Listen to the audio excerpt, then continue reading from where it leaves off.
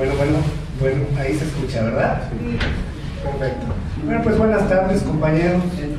Vamos a reflexionar un momento sobre este tema fundamental que es el poder, los partidos políticos y el Estado, por supuesto. Vamos a tratar de hacer un análisis un tanto fuera del ordinario que se hace dentro de las ponencias. Generalmente, en las ponencias de este tipo, es muy dado a que recibamos información, a que nos traigan mucha información. Yo voy a tratar de hacer un ejercicio de pensamiento, un ejercicio de reflexión sobre el poder, que es un elemento esencial dentro de la política, pero no solo dentro de la política, dentro de toda la existencia del ser humano y de todo lo habitante. Ahora bien, vamos a empezar por algunas concepciones. Me platicaba, me decía de atrás una compañera ahorita, dice, el poder por el poder.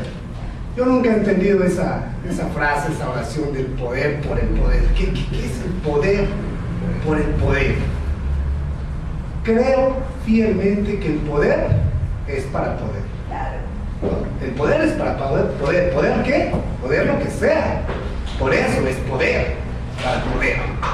Porque otros dicen, oh, el poder para servirse, el poder para servir. Es que el poder es para todo. El poder es para servirse, para servir, porque es para poder. Decía Heródoto en su libro número 9 de sus 9 historias de Heródoto, no hay mayor tristeza que me dé. No hay mayor tristeza que me dé, decía Heródoto, que la de un grupo de hombres que sueña mucho, que desea mucho y puede poco. Porque ¿de qué nos sirve desear? ¿De qué nos sirve soñar si no podemos? No podemos concretar los sueños. Por otra parte, decía Platón en su diálogo dedicativo, dice, el hombre es bueno o malo únicamente en la medida de su poder.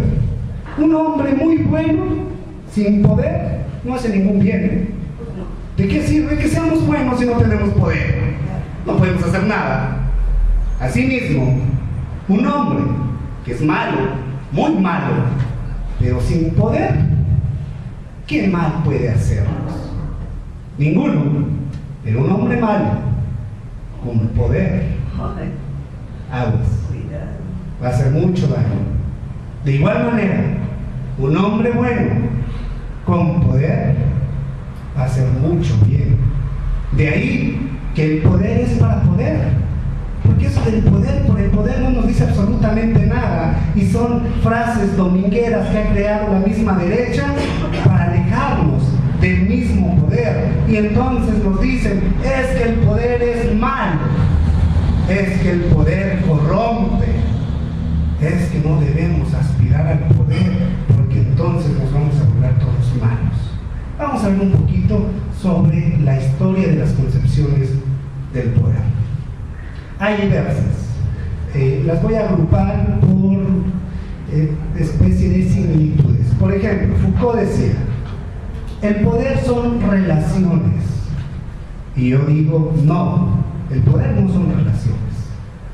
Aristóteles decía, el poder es la trama política. Y tampoco el poder es la trama política. Por otra parte, Deleuze decía, por ejemplo, el poder es control. Tampoco el poder es control. Hobbes, Locke, Rousseau decían, el poder es el Estado, el contrato social. Tampoco el poder es el contrato social, el Estado, las instituciones. Nietzsche decía, el poder es la voluntad de poder. Tampoco el poder es la voluntad. Dussel mismo nos dice, el poder es la voluntad de vivir. Tampoco es la voluntad de vivir. Y hay quienes dicen, Dussel mismo lo decía en una ponencia sobre el poder, dice, el poder es la fuerza Y yo digo, no, el poder no es la fuerza. Y dice, el poder es la energía. Tampoco es la energía. ¿Por qué no? Vamos viendo un poco detenido estas partes. La fuerza, ¿por qué el poder no es la fuerza? Voy a poner ejemplos un tanto cotidianos para que vayamos entendiendo esta parte. Un hombre fuerte, muy fuerte, va al gimnasio, corre, se alimenta bien, es alto, es joven, es fuerte. No como yo, no, es hinchado. Pero un hombre bajito, delgado, sin que vaya al gimnasio, sin que corra, es débil, no tiene fuerza. Pero ojo, este hombre pequeño tiene poder y este hombre fuerte no tiene poder. La fuerza le hará hacer más cosas que al hombre débil. No, porque el hombre débil, pensemos en un guiñapo, el que está al frente de la presidencia de la República, ¿no? Un tipejo, no es poderoso, no es fuerte, perdón, no es fuerte. Quizás muchos podrían ganarle en una carrera, en velocidad, en fuerza, es más, ni hablar sabe, es un tipejo, en todo, pero ojo, tiene poder. Entonces, ¿quién puede más? Alguien que sea muy fuerte. Ahorita que venía en el transporte vi un hombre así muy ponchado, muy fuerte en el metro, ¿podrá más que él? No, ni siquiera se le va a poder acercar. El otro con una simple instrucción lo manda a desaparecer. Entonces, la fuerza no es poder. Uno es muy fuerte, el otro no es fuerte, pero uno es poderoso y el otro no es poderoso. Lo mismo, veamos por ejemplo un tráiler. Yo no sé mucho de autos, pero bueno, un tráiler tiene un motor con muchos caballos de fuerza. Una motocicleta tiene un motor con muy pocos caballos de fuerza, ¿no? Entonces uno es más poderoso que el otro, y ahí podríamos decir, es que el asunto es la fuerza. Ahí es cuando nos confundimos en que el poder es la fuerza, y este ejemplo lo pongo para diferenciarlo claramente de la energía. Dicen, es que la energía es fuerza. No, la moto necesita medio litro de gasolina para poder andar. El tráiler necesita mucho más combustible para poder andar. Y ojo, el tráiler con todo su caballaje que tiene sin gasolina no se mueve. Y la moto con gasolina, aunque tenga menos fuerza sus caballos, se mueve. Entonces, allí podríamos decir el poder fue la energía, pero no necesariamente fue la energía. Tanto la fuerza como la energía solo son componentes del poder, pero no son el poder. El hombre fuerte, su energía es la alimentación. Puede ser muy fuerte, pero si lleva 2 días sin energía, 2 días sin comer, no va a tener poder. ¿Correcto? Y el otro, el flaquito, si se alimenta bien, incluso va a superarlo en el tú a tú al que es más fuerte, porque uno tiene energía y el otro no. Pero aún cuando los dos estén muy bien energetizados, el que es más fuerte en el tú a tú le va a ganar. Pero si el otro tiene poder, va a tener más posibilidades. Entonces, no es lo mismo. Ahorita vamos a ir viendo la trascendencia de todo esto, ¿correcto? Ahora veamos las relaciones que muchos dicen con el poder son relaciones. No, no son relaciones. En las relaciones se expresa el poder. Y entonces dicen, como el poder es relaciones, el poder es malo porque las relaciones siempre son desiguales. Y entonces hay que renunciar al poder, porque si el poder es relaciones y las relaciones son desiguales, hay que renunciar a él. Pero las relaciones no son el poder, son una expresión del poder, porque para relacionarse hay que poder. La voluntad es una expresión del poder. Y el Estado, por ejemplo, es un receptáculo del poder. En el Estado se acumula el poder. En el Estado recae un poder, pero no es el poder. Y cuando decimos el Estado es el poder, como los zapatistas, y entonces como en el Estado hay corrupción, como en el Estado hay vicios, hay que renunciar al Estado, porque el Estado es corrupto, porque el poder es malo. Y entonces nos critican a los que estamos en Morena, porque queremos ir por el Estado, por el poder del Estado. Dicen, entonces ustedes van a terminar siendo igual que ellos. Y nosotros no vamos tras el poder para no corrompernos. Se le atribuyen al Estado los males de lo que de por sí es una naturaleza de todos los organismos. El Estado se corrompe, sí, pero todo se corrompe. Si nosotros analizamos muy brevemente, el aire se corrompe. Gases, vapores, polvos, partículas, se corrompen. El agua, si ustedes ponen un recipiente con agua totalmente clara y limpia, después de un tiempo, esa agua está corrompida. Los cuerpos se corrompen. Los corrompe el tiempo, los corrompe el exterior, los corrompe el ruido. Todo se corrompe. El Estado es un organismo que también se corrompe. Los partidos son organismos, también se corrompen. Pero también se corrompen los gremios, también se corrompen los movimientos de los organismos civiles, también se corrompen las familias, todo se corrompe. Entonces renunciar al Estado porque hay corrupción es un error, porque entonces si renunciamos a todo lo que está corrompido, imagínense, vamos a renunciar absolutamente a todo, a la vida. Si la vida se corrompe, todo se corrompe. Entonces, todo se echa a perder. Una fruta se echa a perder, la comida se echa a perder, la vida se echa a perder, todo se echa a perder. Pero ojo, hay mecanismos para evitar que las cosas se echen a perder. Hay mecanismos para evitar que las cosas se corrompan, por lo menos no tan rápido. También hay mecanismos para sanear lo que está corrompido. Y a eso es a lo que debemos apostar, a buscar mecanismos para evitar que los organismos sociales y las instituciones se corrompan, mecanismos para sanearlas, mecanismos para ponernos a salvo de la corrupción. Eso existe, eso se puede, porque si se corrompe, renunciamos a ello. Los de la derecha no van a renunciar jamás a ello, jamás. Es lo que quieren, que nosotros renunciemos a ello.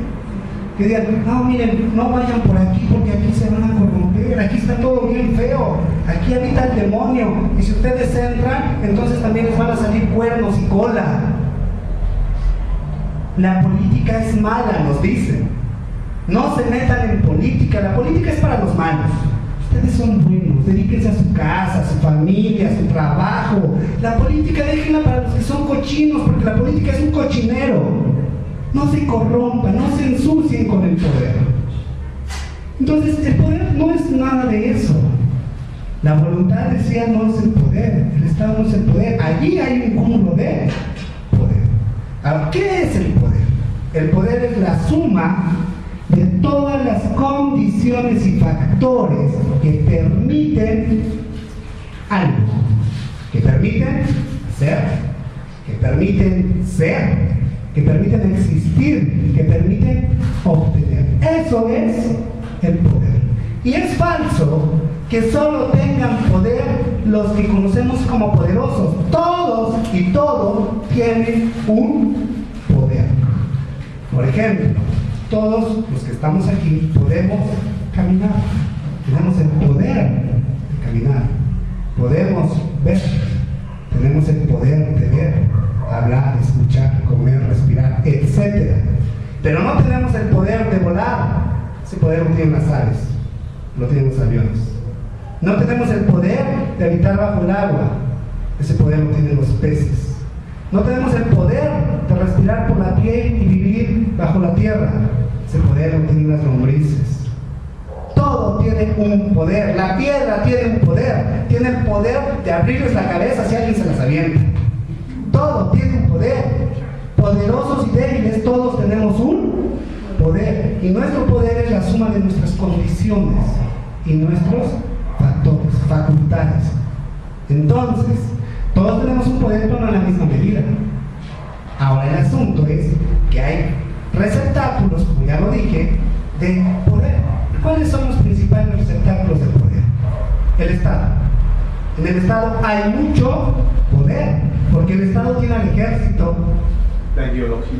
Tiene la ideología, pero no solo eso, también tiene, por ejemplo, el legislativo, crea leyes, tiene el judicial, dice lo que está bien y lo que está mal, decide quién es inocente y quién es delincuente, deciden los contratos colectivos, desaparecerlos o mantenerlos, deciden cuánto debemos ganar, deciden lo que debemos vestir, deciden lo que debemos hablar, deciden prácticamente toda la vida, nuestra existencia. Tienen ese poder. El poder tiene un gran, el Estado tiene un gran poder. Y hay estados a estados. Hay estados con más poder y estados con menos poder. El Estado nuestro tiene mucho poder, pero el Estado estadounidense tiene mayor poder. El Estado de Guatemala tiene menor poder. Entonces el Estado es un poder, pero hay otros poderes, igual muy fuertes. El poder financiero y económico, que no propiamente está manejado por el Estado. Los bancos, el Banco Mundial, el Fondo Monetario Internacional, la OCDE, los bancos privados, todos esos organismos financieros que no están propiamente controlados por el Estado, que ni son parte del Estado, son un poder enorme, porque nos endeudan, porque ellos en gran medida han utilizado al Estado para decir cuánto pagarnos en nuestros trabajos, para decidir tasas de interés si es que queremos comprar un bien material para nuestra supervivencia. Entonces ese bien financiero, ese poder financiero mundial es enorme, y aunque nos hagamos del Estado, ojo, de facto no nos estamos haciendo de ese poder. Cuando nos hagamos del Estado, ese poder se nos va a venir encima. Lo estamos viendo en Venezuela, lo vimos en Brasil, lo vimos en Argentina, los fondos buitres, y lo vemos en todas partes donde el Estado está fuera de las manos del poder financiero. O sea, el poder financiero es enorme, pero el poder del Estado también es muy fuerte. Y si Venezuela está resistiendo, es porque tiene el poder del Estado. Imagínense la izquierda venezolana sin el poder del Estado, sin el respaldo del ejército, sin el respaldo del poder judicial. Gracias a que tiene el respaldo del poder judicial, se puso en desacato a la asamblea. Gracias a que se tiene el respaldo del ejército, Maduro dice, esto va a ser de esta manera, y enfrenta a la gran oligarquía internacional, que es un poder enorme financiero, porque tiene el poder del Estado. Sin el poder del Estado ya nos hubieran hecho pedazos. Entonces, ¿por qué puede resistir? Porque tiene el poder del Estado. Si no, no pudiera. Entonces, ¿qué es el poder? Es la facultad para poder hacer algo, en este caso resistir, proponer una nueva forma de vida, una nueva forma de existir. Tiene el poder del Estado para sostener eso. Entonces, los que dicen que hay que renunciar al Estado, ¿y con qué les hacemos frente? ¿Con qué? ¿Podríamos acceder al poder financiero sin antes pasar por el Estado? No. ¿Podríamos tener control de los bancos? No. Entonces tenemos que acceder al poder del Estado. Pero ojo, no basta, porque no basta la fuerza. Dussel decía, el poder es la fuerza, y según la democracia, el poder del pueblo, o el poder reside en el pueblo.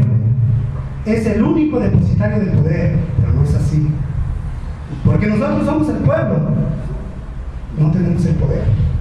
Entonces yo les pregunto, ¿verdaderamente el poder reside del pueblo? No. El pueblo tenemos mucha fuerza, porque somos muchos, tenemos mucha fuerza. Ellos tienen menos fuerza, son son un puñado, pero tienen mucho poder. Nosotros tenemos mucha fuerza, pero no somos más poderosos. Sin embargo, nuestra fuerza nos permite poder aspirar a quitarles ese poder que es con el que nos controla, que es con el que nos somete. Pero no porque el poder sea malo, sino porque está en manos de unos malosos. Decía Kant, las virtudes en sí mismas no son nada, no son virtudes. Porque una virtud en manos de un perverso se convierte en un peor mal. Imagínense, alguien que tiene la virtud de ser sereno, templado ante la adversidad, frío en el momento de actuar, que tiene la virtud de calcular, en manos de un perverso. Esas virtudes humanas, ¿serán buenas? No. Igual el poder. El malo no es el poder. Lo malo es que lo tienen ellos. Hay que ir por el poder. Y la fuerza no nos basta. Necesitamos otras cosas, como la organización. La organización es un poder. La energía tampoco basta, porque podemos tener mucha energía y entonces ahorita salir y patalear y romper cristales, cercar el Senado, cercar lo que hemos hecho en muchas otras ocasiones y lo que hacen muchos otros grupos, como los anarquistas, que los anarquistas están llenos de energía. Si apostáramos a la voluntad, como decía Nietzsche, Freud, mismo Dulce, si apostáramos a la voluntad, ok, tenemos voluntad, tenemos energía, vamos, sombrereamos, gritamos, pataleamos, ¿y será suficiente? No, porque entonces caeríamos en el error de estos pequeños movimientos como los ecologistas, que creen que con ir a protestar basta y que hay que renunciar a la actividad partidista. Caeríamos en el error incluso de los mismos gremios cuando creen que la protesta por sí misma basta, desvinculada del quehacer político partidista. Y un ejemplo muy claro es la CENTE. Y ojo, yo pertenezco a la CENTE y simpatizo con el movimiento, pero el gremio tiene una limitación enorme, que únicamente va a estar encapsulado en su área.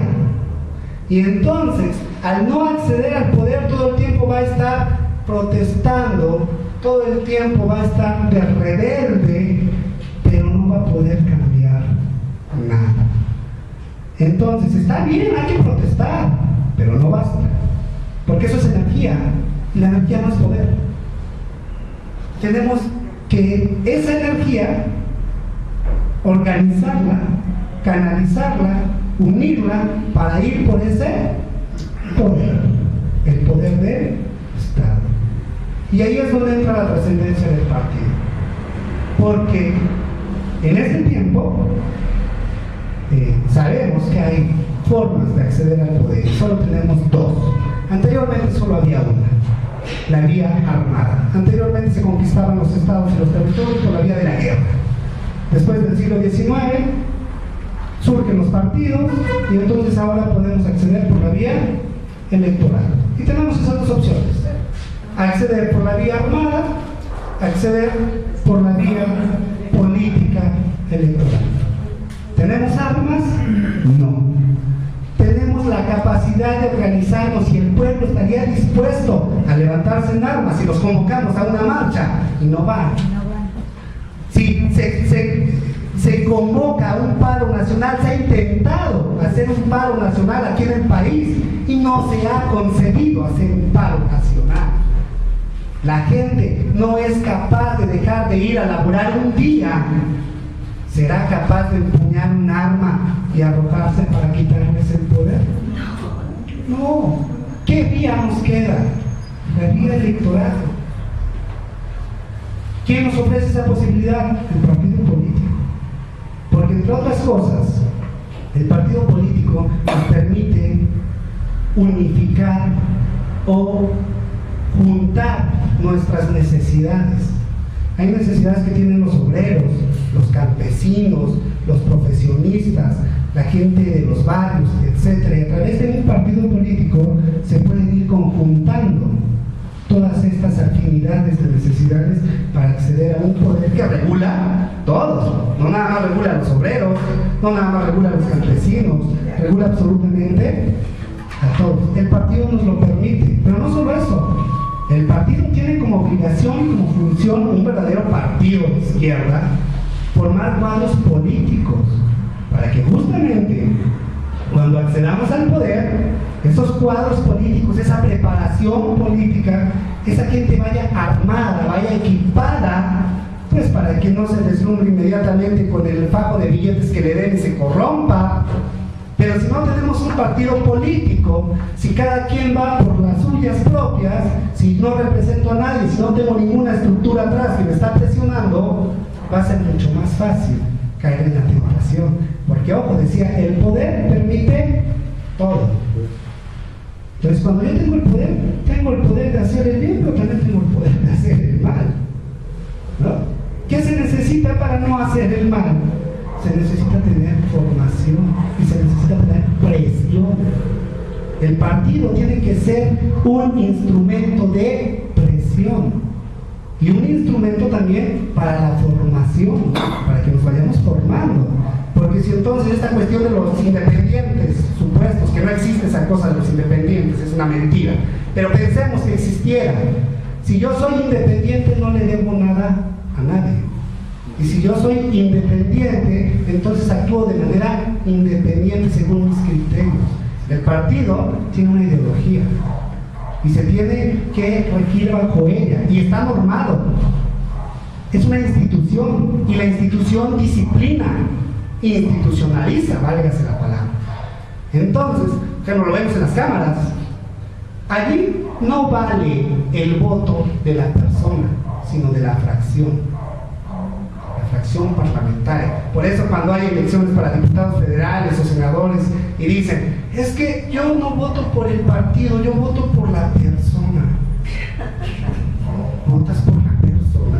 Podrá ser Juanita la candidata y la mujer más dulce y bondadosa y maravillosa del barrio y del mundo, pero es del PRI. Y cuando llegue a ser senadora, no puede votar en contra de lo que diga la fracción parlamentaria. Tiene que votar como vota el PRI. ¿Y de qué nos sirvió que fuera la más bondadosa? Y entonces aquellos que dijeron, es que yo no voto por el partido, yo voto por la persona. ¡Qué tontería tan más grande!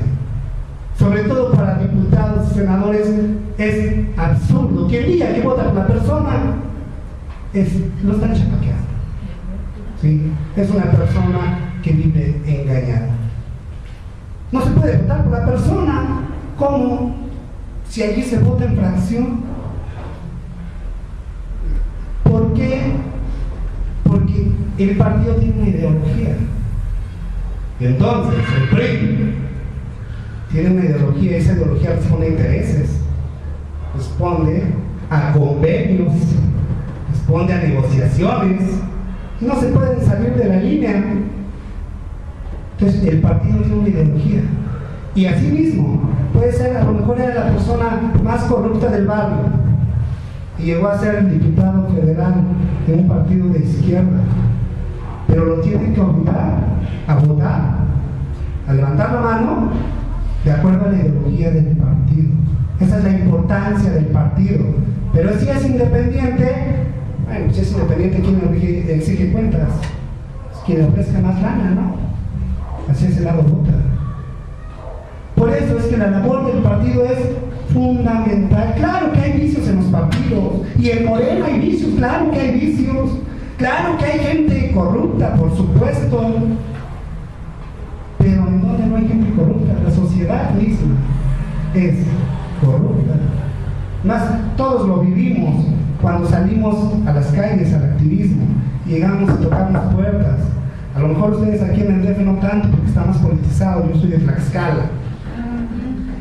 Y allá llega uno, toca las puertas. ¿Qué me vas a dar? No, pues es que el del PAN ya me trajo esto, el del PRI ya me trajo aquello, el del verde ya me dio por lo menos una gorra, y tú me traes ideología. ¿Quién está corrompido ahí? La ciudadanía. Bueno, la sociedad. Entonces, ¿de dónde vamos a hacer un partido que no sea corrupto? Si la sociedad está corrompida, ¿con qué vamos a hacer partido? Con lo que hay. Con lo que hay.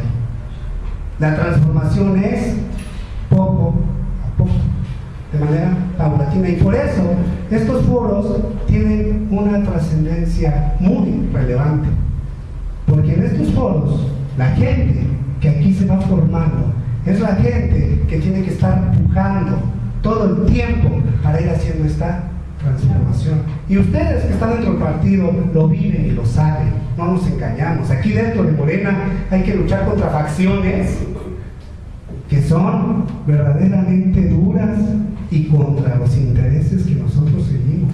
Y muchas veces estamos a punto de tirar la toalla y decir, esto es la misma porquería. Pero también ahí es importante distinguir dos cosas. Una cosa es la práctica, las formas, y otra es el contenido, la ideología. Ciertamente, ¿con quién vamos a hacer política? Pues con lo que hay, ¿no? Están acostumbrados a actuar de ciertas formas. Y en eso Morena se puede parecer mucho a otros partidos, porque además son las formas en las que se nos ha enseñado a hacer política. ¿Alguna vez se ha hecho política diferente en el país? Pues no. ¿De dónde vamos a aprender a hacer política? Pues actuamos con lo que sabemos, con lo que tenemos, y tenemos que inventar, tenemos que crear nuevas cosas. Pero para crear nuevas cosas tenemos que ir contra lo que ya está establecido. Y eso no es fácil, hay que aguantar. Y muchas veces nos vamos a ver afectados. Pero lo que sí es claro y lo que es diferente en Morena, y en eso no hay duda, en el contenido, la ideología. Eso es diferente. Aquí hay corruptos y hay corruptos, pero ellos piensan en privatizar todo. En Morena no. De ese lado hay muchos que llegan a los puestos para servirse. De ese lado también. Pero ellos se sirven vendiendo el país. Aquí, por ejemplo, en el PRI revolucionario de antes de los 70, principalmente, también se servían, y se servían con la cuchara grande, pero no estaban vendiendo el país. Entonces, hay diferencias de contenido, y esa diferencia únicamente la encontramos en Morena, en ningún otro partido, porque el PRD ya sabemos la historia.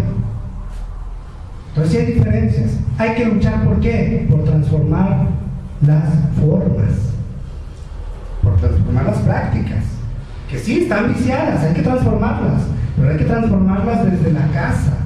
Va a ser muy duro, y muchos de nosotros a lo mejor no vamos a alcanzar a admirar esos cambios, pero aún así no nos debemos desanimar, porque muchas veces decimos, es que trabajo y no veo ningún cambio. Que los cambios en política no se ven muchas de las veces. Sin embargo, el hecho de que no se vean no significa que no estén ocurriendo. Están ocurriendo, pero no se ve. Entonces, volviendo al poder, ¿cómo vamos a lograr transformar todo esto? Con el poder. Igual dentro del partido. Debemos de ir, todo este grupo de personas, de ciudadanos que estamos aquí, debemos de ir luchando por obtener espacios de poder dentro del partido. Porque Morena, tanto que surge como movimiento, nos encontramos dentro de Morena muchos compañeros que dijeron, es que a mí no me interesa un puesto, es que a mí no me interesa ser candidato, es que a mí no me interesa representar, lo mío es trabajar. Pero ¿quién norma el trabajo? Los que tienen los puestos. ¿Quién norma el trabajo? Los que ocupan los espacios de dirigencia. Entonces, ¿cómo vamos a transformar esto? Tomando los espacios de dirigencia. Las mejores personas deben tomar los espacios de dirigencia porque son cotos de poder. Y desde ahí se puede dictar, se puede decidir, se puede normar, regular, empujar, lo que quieran, se puede. Desde fuera no vamos a hacer nada. Desde afuera somos simples espectadores. Y cuando renunciamos a adquirir esos votos de poder y estamos dentro del partido, muchas de las veces nos convertimos simplemente en gatos de los que están ahí. Y que ellos tampoco lo van a querer dejar tan fácil. Y muchas veces así nos sentimos. Es que yo no voy a ser gato de nadie. Y es muy legítimo. no querer ser gato de nadie, porque decimos, me integré a este partido por una esperanza y vengo a ser gato de... Hay que luchar para adquirir los votos de poder, para dejar de ser gato y empezar a dirigir, y no tener gatos abajo de nosotros, sino tener gente que nos impulse. ¿Correcto? Entonces el poder es fundamental, el poder es poder. Por eso la propuesta para esta charla era el poder para poder. Porque el poder por el poder no dice absolutamente nada. El poder para servirse, bueno, pues sí, quien tiene poder se puede servir. El poder para servir, pues sí, el que tiene poder también puede servir. Pero sobre todo el poder para poder. Si queremos hacer algo, necesitamos poder para hacerlo. Entonces tenemos que ir por todos esos espacios para que tengamos un partido fuerte, para que tengamos un partido que cada vez vaya arrasando y arrastrando más una inercia transformadora. Mucha paciencia. Esto de la política es lo que hacer de toda la vida y más allá de la vida, después de muertos. Quien crea que el país se va a transformar llegando en el 2018 Andrés Manuel a la presidencia, se va a desencantar, y va a salir echando pestes. No, cuando Andrés Manuel tome la presidencia de la República se nos va a venir encima el imperio, y hay que estar ahí para respaldarlo. Una ocasión en una ponencia decía Pablo Ignacio Taibo torpemente en la Casa de los Periodistas, decía, ahora en el 2012, en la elección pasada, al otro día de la elección, cuando Andrés Manuel haya ganado, yo voy a ser el primer opositor. Espérate, si ya vamos a tener de opositor al imperio, y también tú que lo apoyaste vas a estar en contra de él. No, al otro día de que ganemos la elección tenemos que formarnos todos para enfrentar los fracasos que vienen, que no van a ser menores, y no se van a transformar las cosas, no tan rápido. Eso nos va a llevar mucho esfuerzo, energía, sangre, dolor. Hay que estar ahí, porque esto es la vida, la política, la transformación es la vida, y no podemos desanimarnos. Tenemos que estar ahí siempre. Puede ser que no ganemos el 18, la boca se me haga chicharrón. Pero puede ser. ¿Y qué? Si no ganamos el 18, ¿nos vamos a nuestra casa? Vendrá el 24. Y si no, inventaremos formas. Pero tenemos que estar aquí hasta el último día de nuestra existencia y más allá, porque tenemos que educar a nuestros hijos para seguir aquí, a nuestros nietos, a nuestros vecinos, a nuestro pueblo, para seguir aquí dando la lucha. Dicen, es que hay que transformar el Estado. Yo estoy totalmente de acuerdo. Pero para transformar el Estado, para repensar el Estado, primero hay que tenerlo. Porque criticamos, ¿no? Es que las cosas en el Estado no funcionan bien. Sí, pero ¿quién lo entiende? ¿No? Dicen, es que entraron al juego electoral y el juego electoral nos van a volver a hacer fraude. Pues claro que nos van a volver a hacer fraude. Es quien lo tiene. ¿Cómo podemos repensar el Estado? ¿Cómo podemos transformar el Estado? Teniéndolo. Si no lo tenemos, ¿cómo lo vamos a transformar? ¿Quién lo va a transformar? ¿Ellos? ¿Hacemos lo de Sicilia? ¿Vamos y les regalamos un escapulario y les damos un beso en cada mejilla para que se vuelvan buenos? ¿No? Sicilia creía que de esa manera iba a poder transformar a Calderón, ¿se acuerdan? Y decía que AMLO era un fascista, lo dijo, lo escribió en el proceso. Y esa es la gente de oposición, y que se dice de izquierda, los que al otro día se quieren convertir en opositores y los que quieren transformar el mundo dando besos. Esto no se va a transformar con besos, definitivamente. Esto se va a transformar con trabajo y con la mente clara. Tenemos que fijarnos en un punto, y ese es el poder. Cuando hayamos ido por el poder del Estado, tenemos que ir por más, porque el Estado no es la máxima esfera. La máxima esfera es el sistema, y a veces confundimos el Estado con el sistema. El sistema es mundial, el sistema es civilizatorio. En el sistema está todo: sistemas de producción, sistemas económicos, sistemas culturales, sistemas de gobierno. El sistema es todo, está por encima del Estado. El Estado no es la máxima, no es la cúspide. Y por eso, ¿quién está ahorita contra el Estado venezolano? El sistema neoliberal. Entonces, tomando el Estado, no vamos a transformar el sistema. Para transformar el sistema se requiere transformar el mundo, pero por ahí tenemos que empezar, ¿no? O sea, la tarea es muy ardua, pues, porque por ejemplo los zapatistas dicen: es que nosotros no vamos por el Estado porque somos anticapitalistas y queremos acabar con el capitalismo. ¿Y cómo?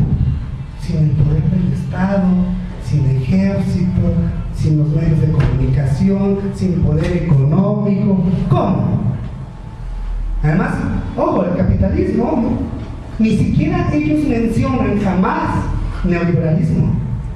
Nunca se han pronunciado tal contra el neoliberalismo, que es la fase más terrible del capitalismo y que es la primera que tenemos que atacar. Tampoco se han manifestado jamás en contra del imperialismo. Siempre hablan del capitalismo. El capitalismo viene desde el siglo XIII, XIV. Acabar con el capitalismo es acabar con todo un sistema civilizatorio moderno que tiene más de 500 años.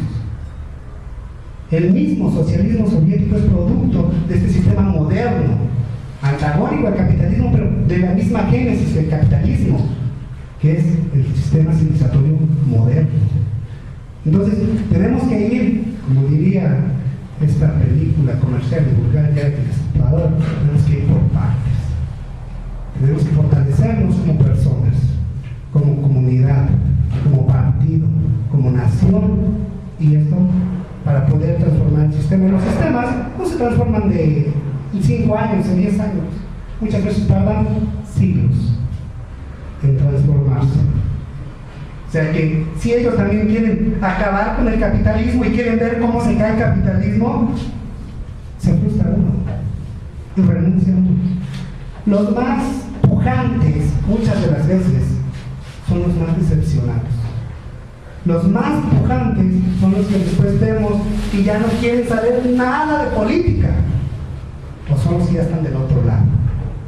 Porque los más pujantes, los que tienen tanta energía, que decía que energía no es poder, al no tener el poder y tener tanta energía y tanta ansia, y ver que no lo consiguen, se desaniman, se cansan. ¿Qué pasó con el movimiento Yo Soy 132? Y que lo vaticinaba por aquellos entonces. Después de las elecciones esto no existe. Y era el gran boom, ¿no? Apartidistas, por Dios, sin dirigentes, sin ideología. Era una llamarada, era energía. La energía no es poder. Después vimos a Antonio, ¿cómo se llama? Televisa, ¿no?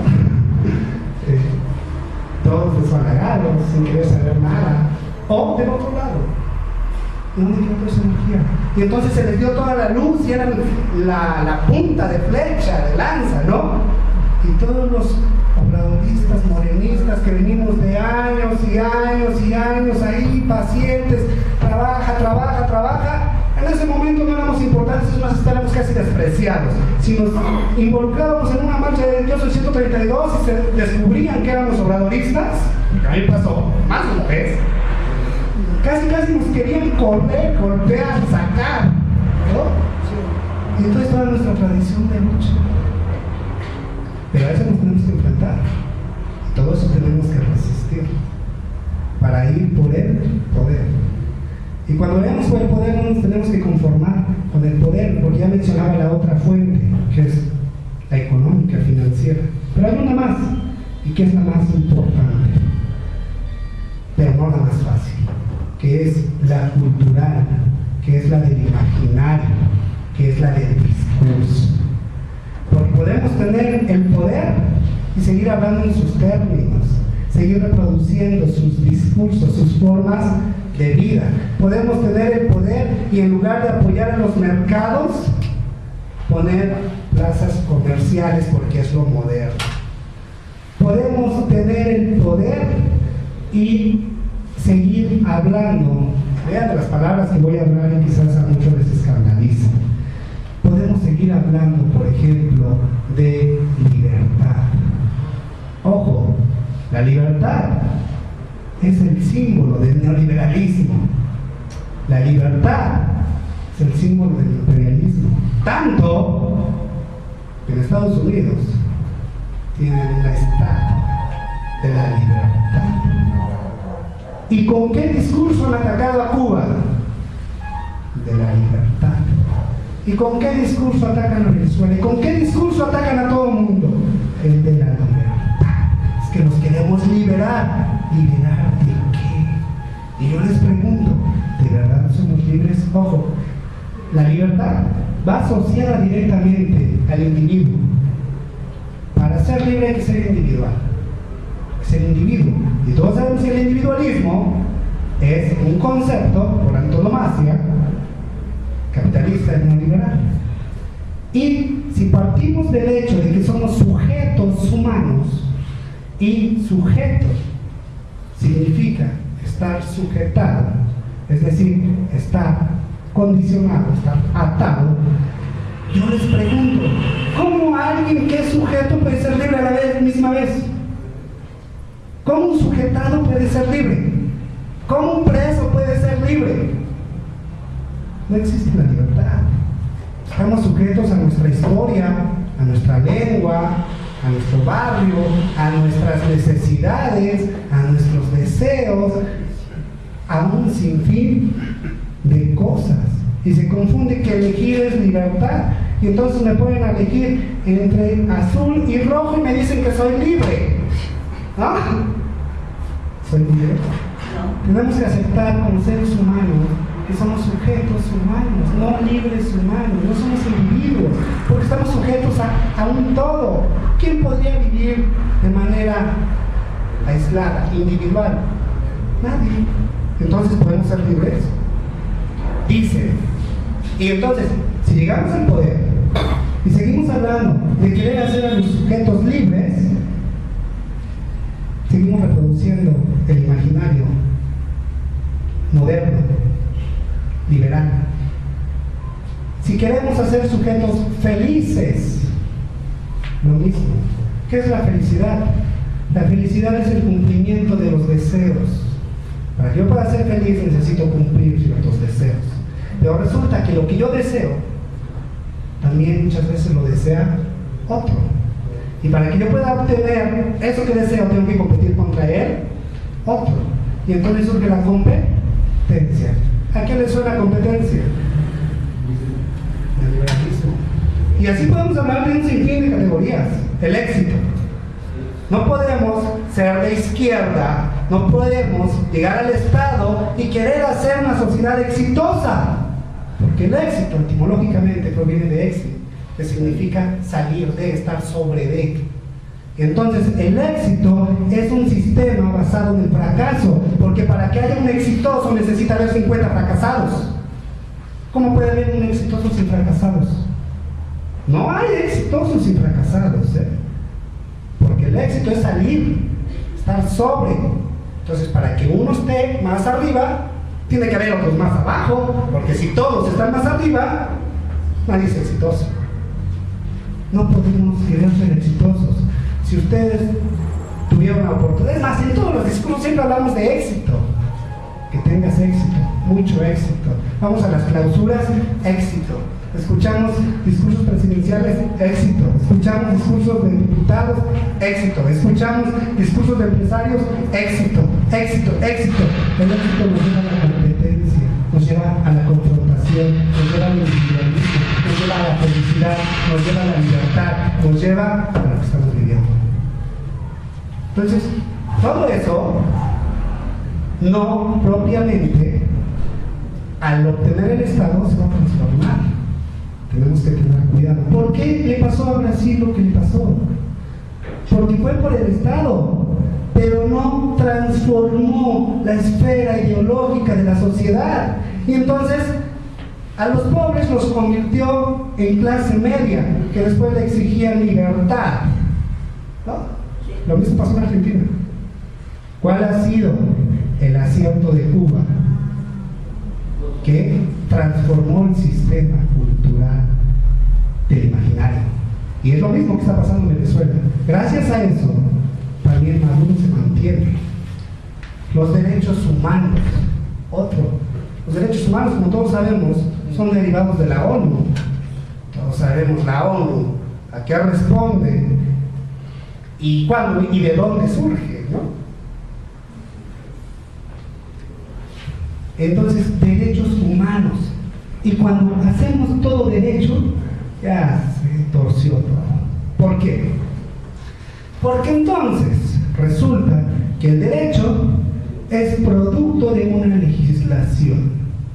El derecho es derivado y es otorgado por un órgano legislativo. Entonces el derecho se puede cumplir y se puede exigir, pero no es fatal. Y entonces tenemos derecho a la educación.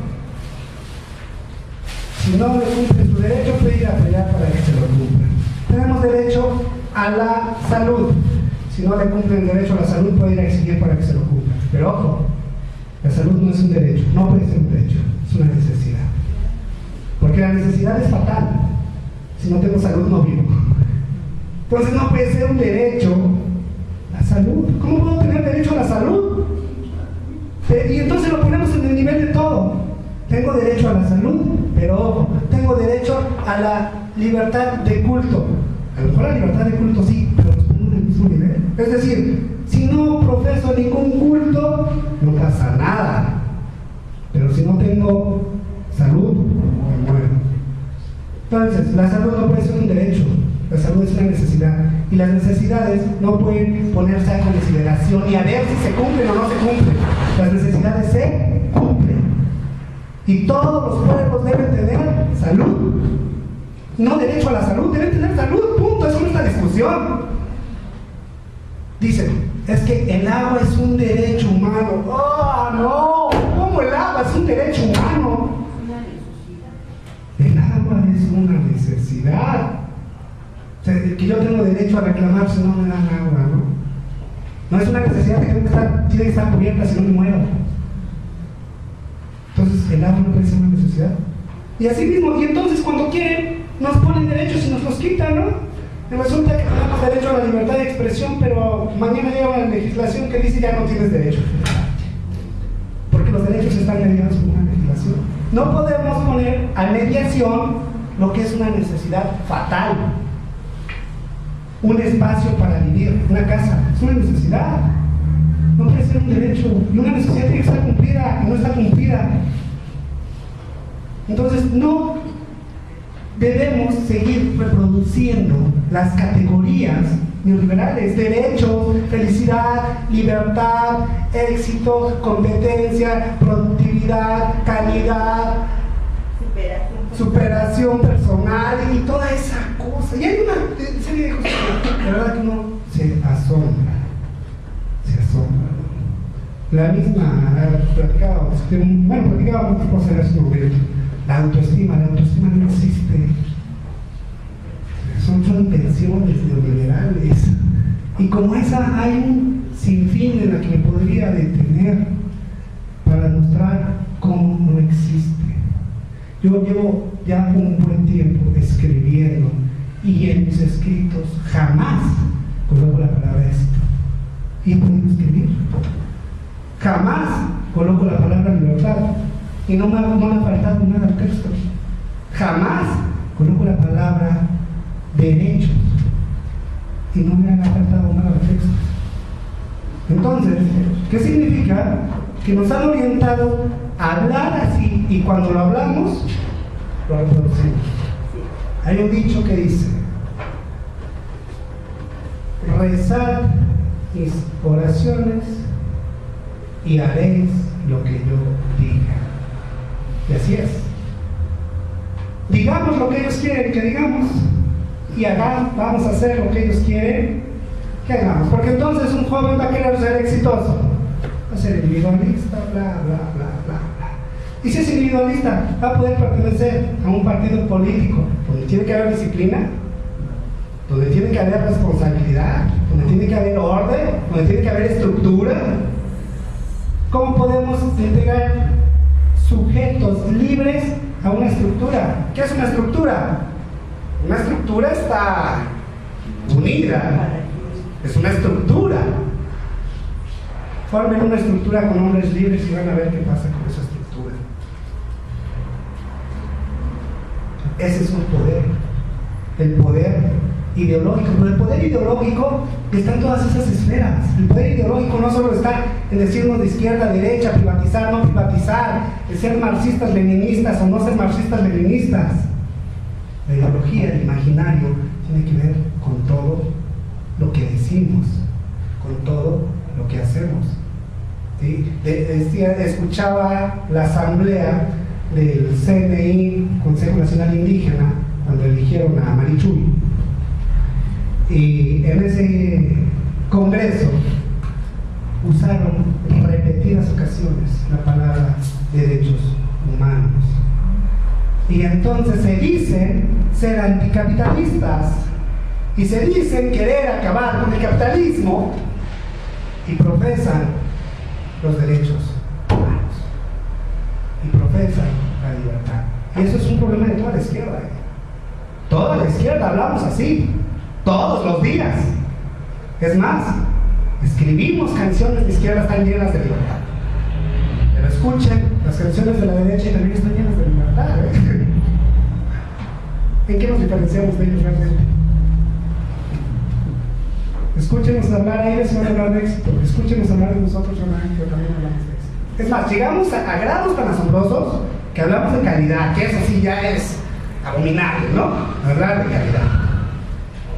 Con eso nos insertan todo, la calidad de la educación, las certificaciones, de este lado también hablamos de la calidad. Entonces, para inventar una nueva sociedad, para inventar un nuevo Estado, para inventar un nuevo partido, tenemos que empezar a pensar diferente. ¿Y con qué pensamos? Con las palabras. Tenemos que empezar a hablar diferente. Si no, ¿cómo? ¿Cómo pensamos diferente? Con las mismas palabras. Las palabras apuntan a un lugar, no son inocentes. Aquellos que dicen que las palabras son para comunicarse y para expresar nada más están mintiendo. Las palabras no son nada más para comunicarse y para expresar. Las palabras apuntan a un destino, apuntan a tener un niño. La idea del éxito, bueno, hablando de llegar a ese niño, va a ser exitoso. ¿No? Pero, ¿qué va a necesitar para ser exitoso? Prostituirse, va a prostituir a los demás, va a pasar sobre todo. Otra palabra muy común y escuchada en todas las conferencias y discursos de izquierda y derecha por igual, los valores. Los valores surgen con Max Scheler, finales del siglo XIX, en Alemania, filósofo burgués, la axiología, ¿no? Los valores. Y en lugar de valores, ¿dónde quedaron las tradiciones? ¿Y dónde quedaron las costumbres? ¿Y dónde quedaron las buenas formas? ¿Y dónde quedaron los principios? El principio es una cosa muy diferente a un valor, ¿no? Entonces, hablamos todos los días de valores. Es más, humanismo mismo, ¿no? Hablar de humanismo, un antropocentrismo. Y entonces, cuando somos antropocéntricos, ¿dónde quedan los ríos? ¿Y dónde quedan las selvas? ¿Y dónde quedan los animales? ¿Y dónde queda el aire si todo está al servicio del humano? Tenemos que pensar muchas cosas. Y hoy quise partir de pensar en poder.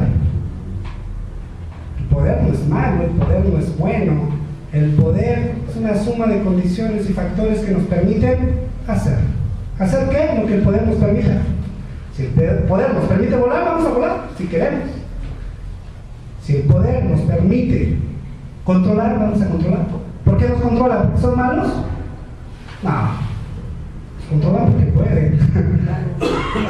¿Por qué nos dividen? Porque pueden. ¿Por qué hacen todo lo que hacen? Porque pueden. Así de simple.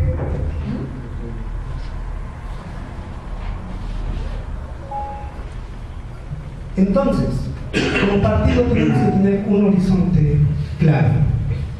Y el primer horizonte, lo que tiene que estar en nosotros, a diferencia del horizonte, a diferencia de la utopía, es que el horizonte apunta a una dirección, ¿no? Cuando hablamos de horizonte, miramos hacia allá. Y en el horizonte nunca lo vamos a alcanzar, jamás, porque es como el cuento del conejo enamorado de la luna. El conejo estaba enamorado de la luna, y entonces veía que todas las noches salía allá por ese cerro. O sea, si voy corriendo y llego allá a la cima del cerro, cuando salga la voy a poder abrazar. Ya iba el conejo. Llega a la cima del cerro y resulta que ahora salió una cima del otro cerro. No salía en este, salía en el otro. Se la pasó corriendo de cerro en cerro, pero siempre en una dirección. Entonces, la acción política tiene que seguir horizontes, es decir, direcciones, que no se van a consumar jamás, pero nos van a mantener siempre en movimiento, en acción. Porque si logramos las cosas, es otro de los errores que logramos el poder, entonces ya lo logramos, ¿no? Ya vamos a descansar, ya lo dije, nos lo voy a quitar. No, es la dirección. Y hay que seguir corriendo toda la vida, porque el horizonte nunca se alcanza, es inalcanzable, pero nos da una dirección, y la dirección es un sentido, y cuando tenemos sentido, vale la pena vivir, el sentido de vida. Entonces el horizonte es el sentido de existencia, es el sentido de vivir. ¿Cuál es nuestro sentido de vida? Ese. Okay. Ir por el poder, pero ¿y el poder para qué? Para poder, sí, pero ¿para poder qué? ¿Para traer felicidad al pueblo? Un pueblo feliz es un pueblo desagradecido, ¿eh? Un poder para qué? ¿Para tener un pueblo libre? Un pueblo libre es un pueblo desagradecido. Además, ojo, libertad, fraternidad, hermandad, cuestión de igualdad, son los tres principios de la revolución burguesa de Francia, ¿no? ¿A qué aspiraban los liberales? Igualdad, fraternidad, libertad. Con eso llegó la burguesía al poder y después a una aristocracia. Eso es lo que queremos, sí, somos los que están gobernando, ¿no? La burguesía. Queremos pelear por lo que ellos pelearon. ¿Estamos en contra de ellos entonces? ¿O estamos cumpliendo lo que ellos soñaron siempre? Ellos ya lo alcanzaron, porque ellos ya son libres de hacer con nosotros lo que se les dé la gana. Ellos ya lo alcanzaron porque son fraternos entre sí. La derecha es una cuestión bien hermanada. Por más que se peleen, nunca van a ir en contra de sus intereses. Entonces, tenemos que ir más allá de esas cuestiones. ¿Para qué el poder? ¿Para la libertad? ¿Darle libertad al pueblo? ¿Para la felicidad? ¿Ser feliz al pueblo? No. ¿Para qué el poder? Para ser un pueblo antes que cualquier otra cosa sana. Y cuando hablo de un pueblo sano, hablo de la salud en todos los sentidos. Un pueblo sano, no puede haber un pueblo sano con un aire contaminado. No puede haber un pueblo sano con alimentos transgénicos. No puede haber un pueblo sano con sus aguas contaminadas. No puede haber un pueblo sano donde solo hay cemento y en los diseños urbanos no hay jardines, parques y árboles. Entonces, la salud tiene que ser el principio rector de todo. ¿Hacia dónde vamos a caminar? Hacia obtener el poder. ¿Para qué? Para construir una sociedad sana. Porque la sociedad sana garantiza la permanencia. La salud garantiza la vida. La salud garantiza la existencia. Cuando tengamos una sociedad sana, una civilización sana, la existencia del ser humano estará garantizada. Si no hay salud, como cada día estamos yendo en un horizonte que es enfermizo, enferma los nervios, enferma la vista, enferma todo. Vamos directo a un estado apocalíptico, a una situación verdaderamente desastrosa, en donde podemos llegar a desaparecer. ¿Por qué? Porque no está encaminado hacia la salud. Entonces tenemos que hacer, nuestro horizonte es el poder para construir un pueblo sano. Porque un obrero que trabaja 12 horas al día con los tiempos extras es sano. Un niño que crece con sus padres ausentes es sano. Entonces, ese tiene que ser nuestro principio. Todo lo que hagamos, tenemos que pensar, ¿esto contribuye a la salud? Lo hacemos. Si no contribuye a la salud, no lo hacemos. ¿Qué es sano? Es sano descansar, es sano alimentarse, es sano dormir, es sano conversar, es sano caminar. Tenemos que recuperar todas esas prácticas. ¿Los videojuegos son sanos? No tienen que existir. O tienen que regularse.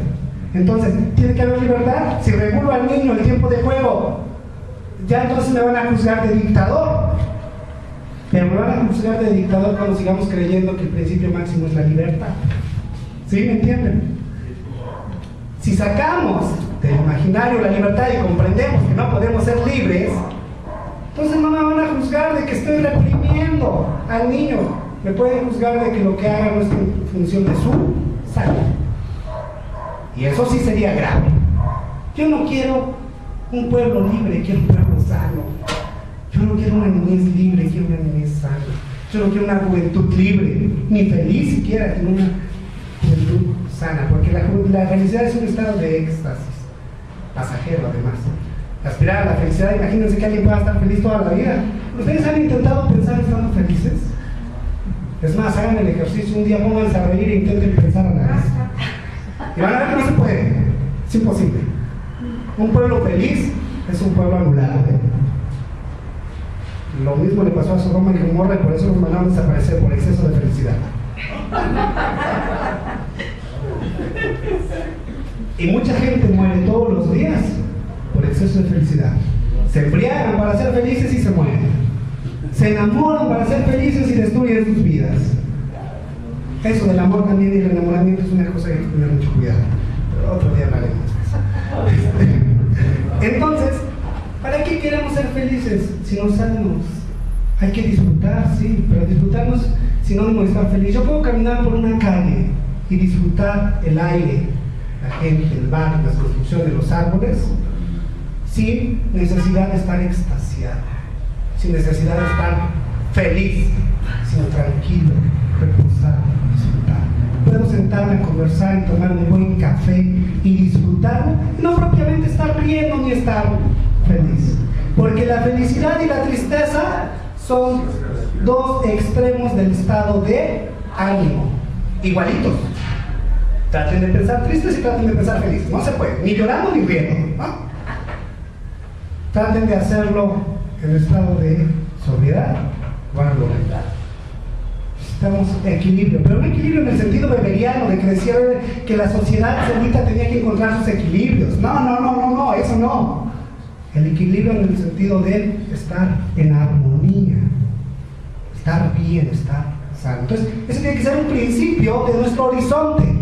Yo camino para ser sano, me alimento para ser sano, duermo para ser sano, hablo para ser sano, porque si no hablo enfermo. Entonces, todo lo que haga tiene que estar en función de la salud. Tiene que estar en función también de la dignidad. La dignidad es un tema muy amplio, pero a grandes rasgos, ¿qué es ser digno? Ser digno es ser lo que somos. Es decir, un perro que es tratado como humano, no se le está respetando su dignidad, porque no se le está tratando como perro.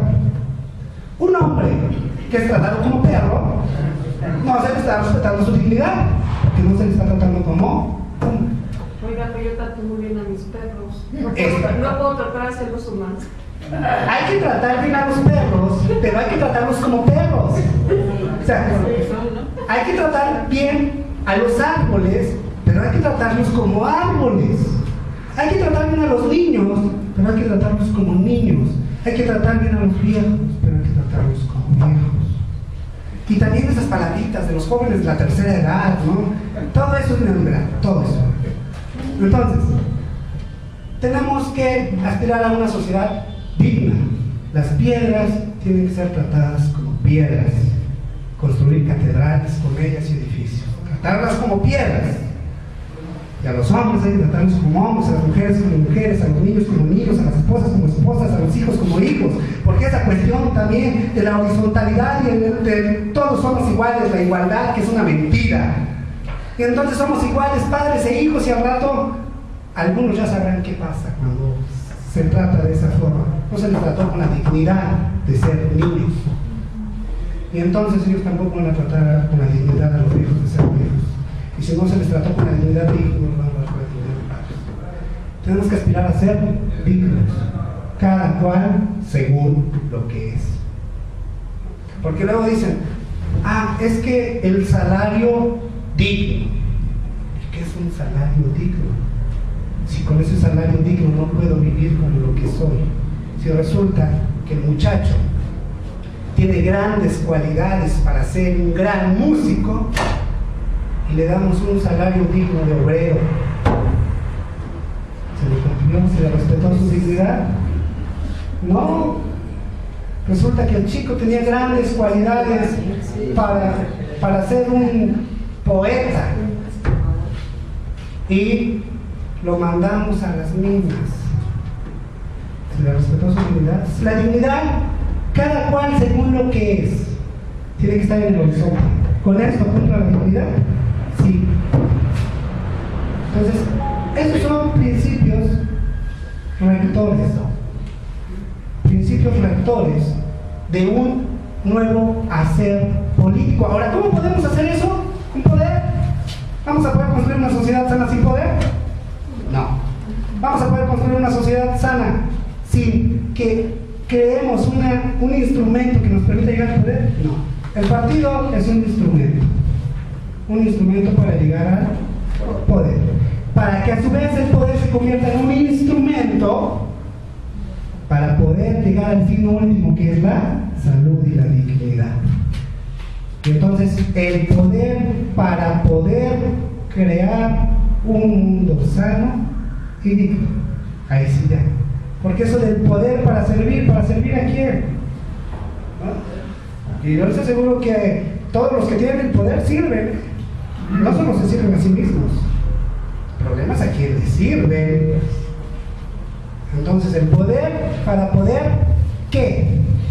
No para servir, podemos servir a quien sea. O para servirnos. No, para poder, ¿qué? Poder sanar. Por eso, Movimiento de Regeneración Nacional es un nombre maravilloso. Es una expresión maravillosa. Porque regenerar es sanar.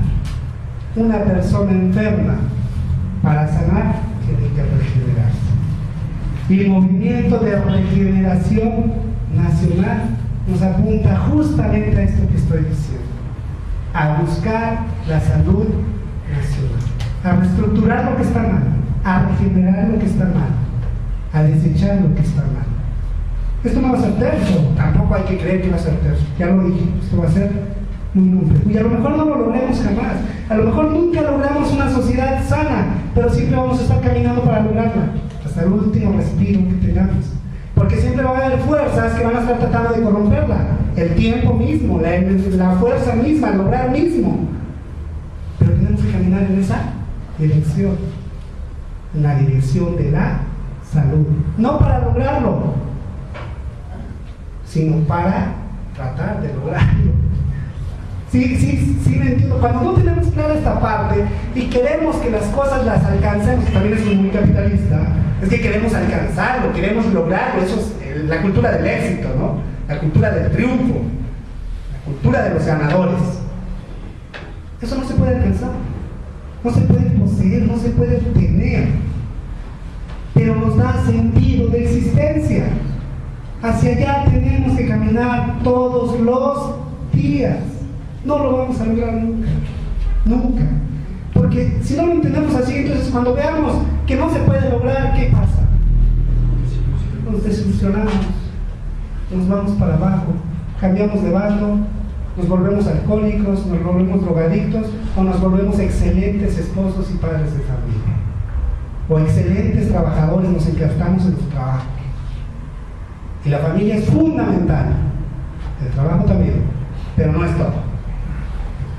Hay que hacer acción política, no hay de otra, hay que hacer acción política. Con esa claridad no lo vamos a alcanzar lo que buscamos, pero vamos a caminar siempre hacia allá. Ese debe ser el fin de Morena.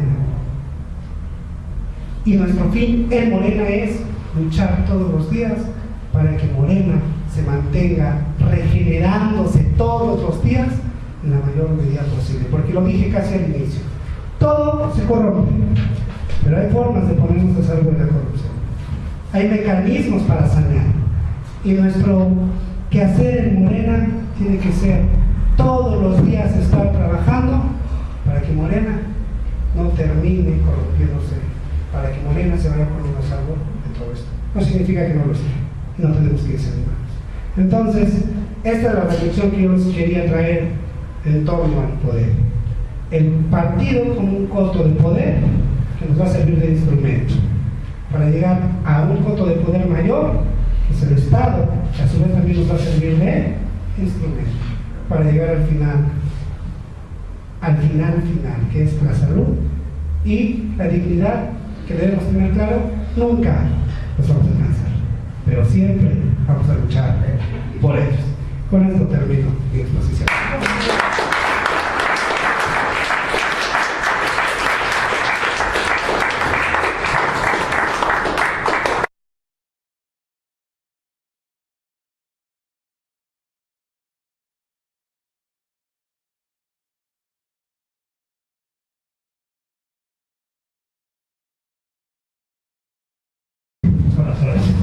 Bueno, gracias por su exposición muy ilustrativa, que ya llega al final, pero creo que llega a lo sustancial. No desmeritando a los compañeros que ya tienen aquí escuchando toda la plática. Es sabido por la historia, por un hecho histórico, que los partidos se corrompen. Ya, me imagino que tú abundaste antes de ello.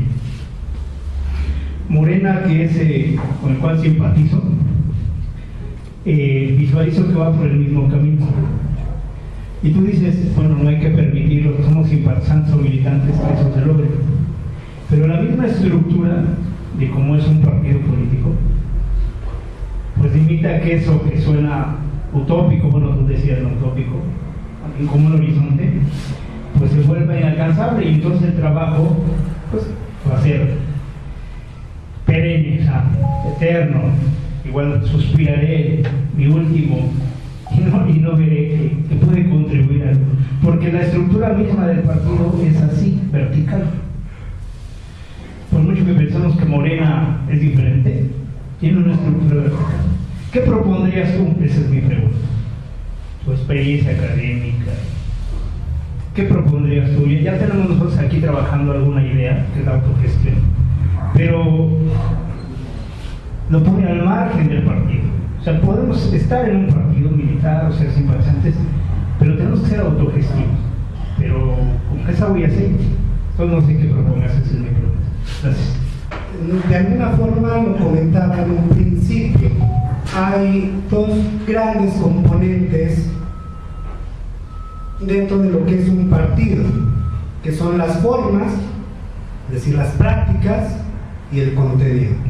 Y abundaba un poco en la cuestión de la corrupción, la sociedad y toda esta parte. Morena, y lo dije yo también aquí, como lo comenta el compañero, en cuanto a prácticas, en cuanto a formas, no hay mucha distancia de los demás partidos. Lo sabemos que estamos dentro de Morena, porque como les dije, yo también soy militante y también salgo a tocar puertas, ¿no? Entonces lo sabemos. Sin embargo, en el contenido sí hay una diferencia. Y creo que por eso estamos aquí todos, porque sabemos que en el contenido hay una diferencia. La autogestión es fabulosa, y tenemos que hacerla, porque por eso también hablé de que hay varios niveles, varios órdenes. Mi persona, mi familia, mi barrio, mi comunidad, mi país, la nación, hay órdenes, el mundo. Ciertamente, como persona, muchas veces de manera aislada somos muy ínfimos y también tenemos que aceptar esa condición. Lo que pasa es que los seres humanos nos han metido en la idea de creer que somos supermanes y que nuestros actos van a tener grandes repercusiones. Somos sujetos no solo finitos, sino muy ínfimos, somos muy pequeños. Eso es doloroso de aceptar, pero eso somos muy pequeños. Sin embargo, no significa que por ser tan ínfimo no pueda contribuir. Y tengo que atender a todos los niveles. Tengo que trabajar en mi persona. Mi persona tiene que estar bien, si no, como trabajo. Mi familia tiene que estar bien, porque si no tengo bien a mi familia, tampoco puedo arrojarme a Morena y abandonar a mi familia. Mi trabajo tiene que estar bien, no puedo arrojarme a Morena y abandonar mi trabajo. Y esos están, de alguna forma, no están totalmente ligados a la estructura de Morena. Tengo que trabajar en ellos. Mi barrio, tengo que trabajar en conjunto con mi barrio. Tengo que trabajar en conjunto con mi entidad, con mi país, con mi partido. Pues decían los compañeros, por ejemplo, la cuestión, partiendo de uno de los maestros, el maestro de educación básica, se arroja a las movilizaciones de la gente, correcto, y hacen ahí un trabajo hasta cierto punto autogestivo, gremial, van duro, pero mientras el poder de la derecha siga allá arriba, ellos se van a seguir estrellando contra la pared toda la vida, y entonces ahí lo autogestivo tiene un límite.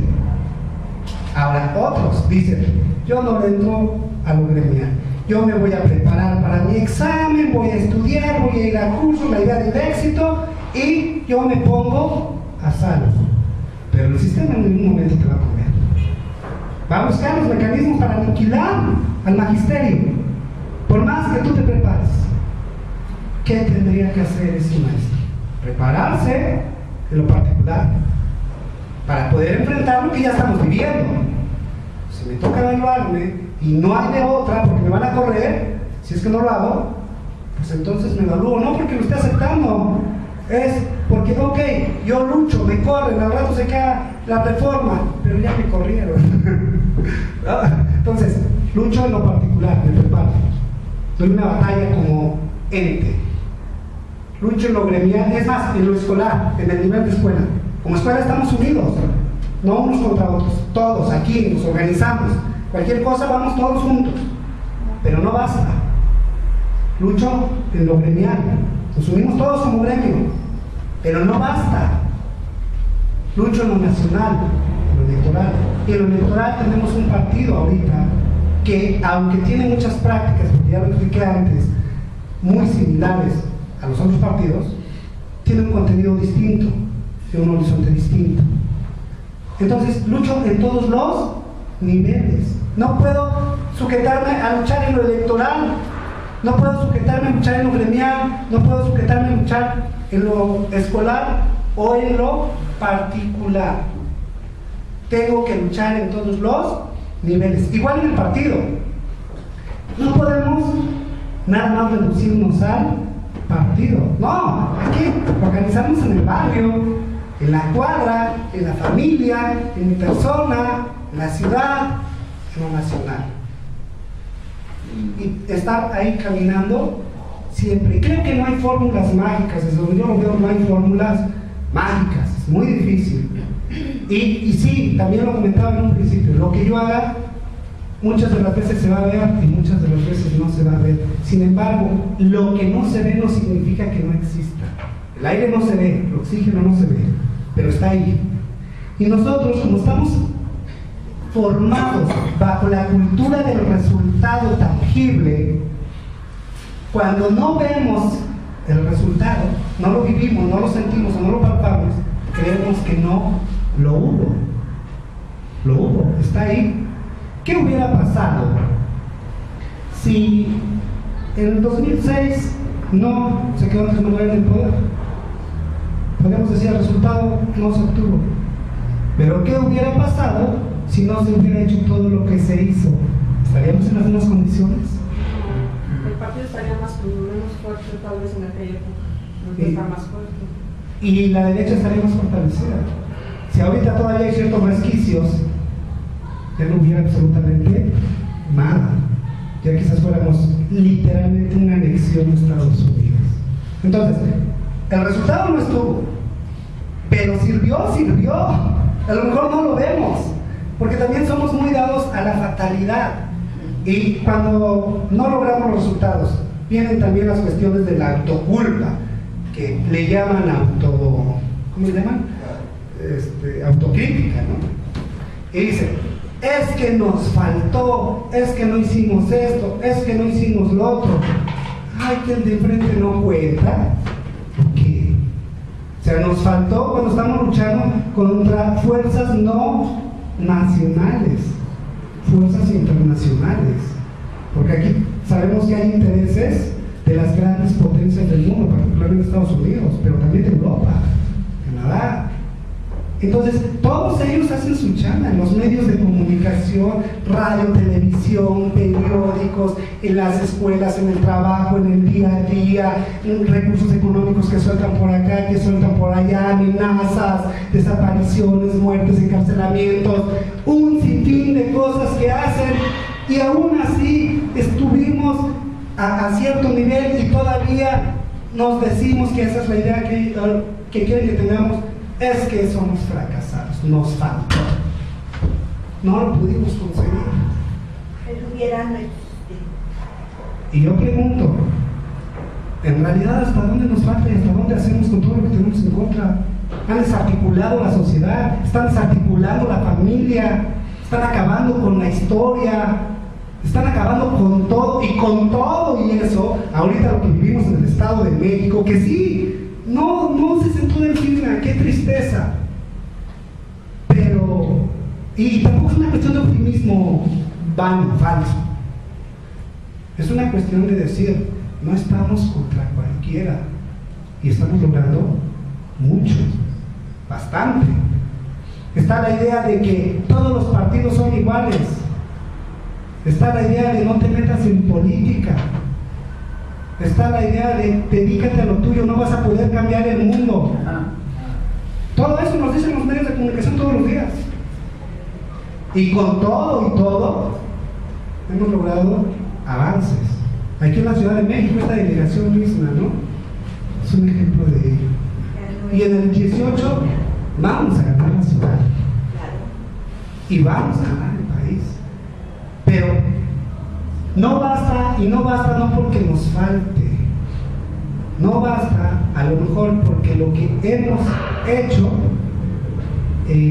no ha considerado ciertos aspectos, y no es porque nos falte, es porque la fuerza de ellos es enorme y tenemos que, su poder es enorme, tenemos que idear por eso de poder todos los días cómo llegar al poder, y la autogestión es fundamental, pero desde la autogestión no vamos a llegar más al poder, y podemos seguir en la autogestión. ¿Y a quién le vamos a ir a solicitar recursos? A ellos. ¿Con quién nos tenemos que sentar a negociar? Con ellos. Tenemos que entonces hacer siempre marchas y paros para que nos den una pintura para nuestras casas, para que nos den una ayuda, para que nos den migajas. Está bien que lo hagamos, pero no nos podemos limitar a ello. Porque podemos tener todos los barrios organizados, cada barrio con su comité, en todo el país, cada poblado. Pero imagínense todos los barrios, comunidades, cuadras, manzanas, todo con un comité organizado, pero sin un partido político. ¿Cómo conectan el comité de este barrio con la voluntad del comité de un barrio de una ciudad chiapaneca? ¿Cómo conectan la voluntad de este barrio y el esfuerzo de este barrio con el esfuerzo y la voluntad, el interés de un barrio de Tijuana? Y en todos hay. ¿Cómo lo conectamos? ¿Cómo hacemos que eso se convierta en un poder? Es una fuerza, ya lo dije antes. ¿Cómo logramos que se convierta en un poder? Con un partido político. Porque es una estructura, en efecto, es una estructura. Y en efecto, ahí nada de terso ni todos son lindos ni limpios en lugar. Porque también hay unas fichitas de qué barbaridad. Yo lo vivo en el comité de trabajo. De verdad, son verdaderos suplicios. Y a veces son peores que los del PRI. Y a veces son peores que los del PAN en sus prácticas. De verdad. Y así están educando. ¿No? Pero ¿qué hacemos? ¿Nos limitamos a la esfera particular sin conectar? No hay de otra. Hasta que no inventemos otra red distinta al partido, yo creo que ahorita la opción es el partido. Yo no conozco otra red en el país que logre conectar al norte, el centro y el sur, que no sea el partido. El mismo zapatismo tiene su estructura, pero es meramente regional. ¿Cómo conecta los intereses de los indígenas con los intereses de los empresarios de Monterrey? ¿Cómo conectarlos? A través del partido se puede. Se pueden conectar los intereses de los indígenas de Chiapas, de Oaxaca, con los empresarios de Monterrey, con los comerciantes de Puebla, de la Ciudad de México, etc. Mientras no inventemos otra forma, creo que sigue siendo el partido. Y sí, es muy lamentable, y sí es muy duro lo que vivimos, pero tenemos que seguir ahí, picando piedra, porque solo tenemos esa opción o la otra, hacernos a un lado. Pero yo les digo una cosa, todos los que estamos aquí no sabemos hacernos a un lado, porque si nos vamos a nuestra casa, porque estoy seguro que todos lo han intentado, lo hemos intentado alguna vez, irnos a nuestra casa porque vemos que esto está muy mal y nos llega la angustia y nos llega el vacío ahí en nuestra casa, viendo cómo todo se desmorona y nosotros somos simples espectadores. Nosotros no sabemos vivir de otra forma, solo de esta. Ahora, ya que sabemos vivir de esta forma, sí tenemos que ir buscando la manera de cada vez hacernos más poderosos. Por eso decía, tenemos que ir nucleándonos los que somos como los que estamos aquí, para ir tomando pequeños cotos de poder en las dirigencias del partido. Porque si renunciamos a las dirigencias del partido, siempre vamos a ser solo gatos de ellos. Tenemos que ir con las dirigencias del partido, y cada vez más, aunque es muy difícil, porque también sabemos que desde allá arriba, desde el nacional, muchas veces le dan preferencia no al activista comprometido, sino al que trae ciertos recursos y cierta cuestión atrás de él. Sabemos que eso ocurre, pero nosotros tenemos en la medida de lo posible ir haciendo espacios. Tenemos que ir por espacios para poder hacernos poderosos. Desde abajo, por eso los que dicen que el poder está en la base, yo diría que el poder está en los espacios de dirigencia, ¿no? En la base está la charla, en la base hay fuerza, en la base hay energía, pero el poder está en los espacios de dirigencia. Tenemos que ir por los espacios de dirigencia, por eso vamos por el Estado, ¿no? Yo les decía, si el poder verdaderamente estuviera en el pueblo, como se dice, es que en el pueblo reside el poder. Bueno, si en el pueblo reside el poder, ¿por qué no podemos? Porque el poder lo tienen ellos. Hay que ir por los espacios de poder. Lo que sí, el pueblo se tiene que hacer de los espacios de poder. Nosotros tenemos que hacernos de los espacios de poder. Y sí, pues vamos a tener que hacer entripados, tristezas, desilusiones, desesperanzas. Ustedes saben, ¿para qué les cuento de esto si saben todo lo que se sufre aquí? Esta es una lucha de sufrimiento, y entre todo este sufrimiento, una vez que sabemos que es así, no hacernos falsas ilusiones, no hacernos falsas esperanzas y caminar templados, no entregar todo a ellos. Por eso decía, atiendo mi persona. Sí, yo lucho con Morena, atiendo mi persona, pero atiendo mi familia, pero atiendo mi trabajo, pero atiendo mi barrio. ¿Para qué? Porque si no me entrego totalmente, y cuando veo esta realidad de que me estrello contra la pared en donde yo creía que esto iba a ser distinto, ahí me acabo. Tengo que cuidarme, porque esto es duro. Es un maratón de 40 kilómetros, no es una carrera de velocidad. Tengo que estar bien. Ya que hay mucho sufrimiento, tengo que tratar de estar bien. Porque también esas ideas de que el activista o el personaje de izquierda tiene que ser una persona con una cuasi religión franciscana, ¿no? De que tiene que estar urgido por el dolor, de que tiene que estar negado al placer, que tiene que ser ascético.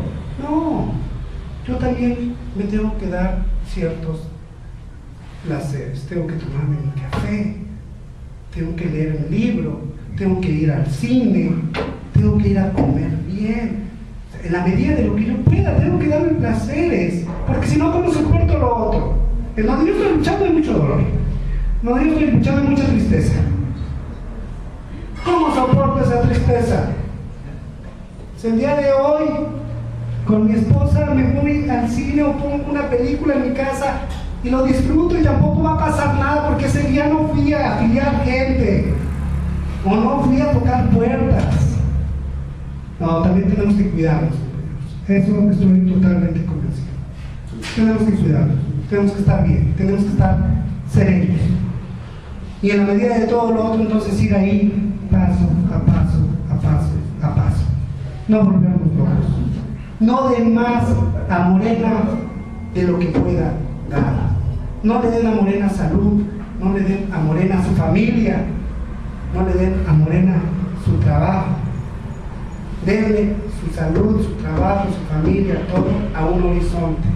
Horizonte de la salud, empezando por mí y esparciéndola con todos. A través de Morena creo que podemos llegar al poder, pero no le demos todo, ¿correcto? Quedémonos con algo.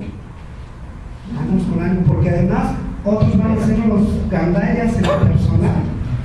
Pues no sé si con eso respondan un poco, pero sí tenemos que seguir y estar templados.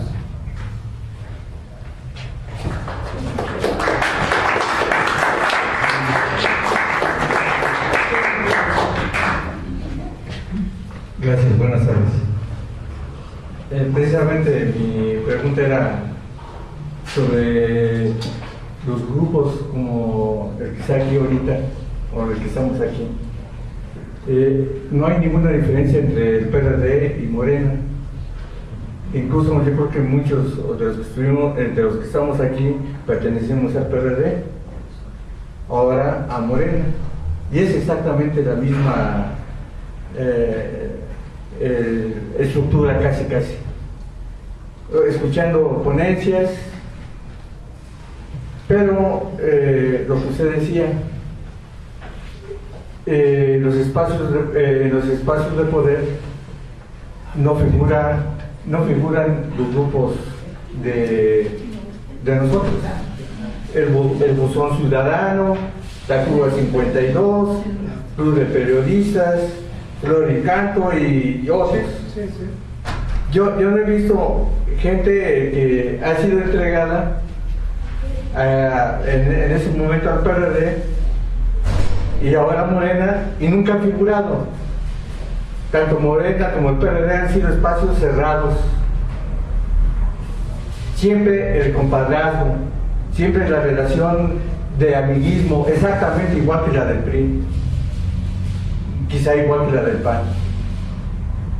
Por eso coincido con la actitud que decía Paco Ignacio Taibo, de que si López Obrador llega a la presidencia, él va a ser el primer opositor, porque aún siendo López Obrador, no se le puede dar un cheque en blanco. Claro. Decir, yo doy mi voto, ahí está el cheque, ya es lo que quieras. Porque López Obrador es un ser humano como cualquiera de nosotros y no es un dios.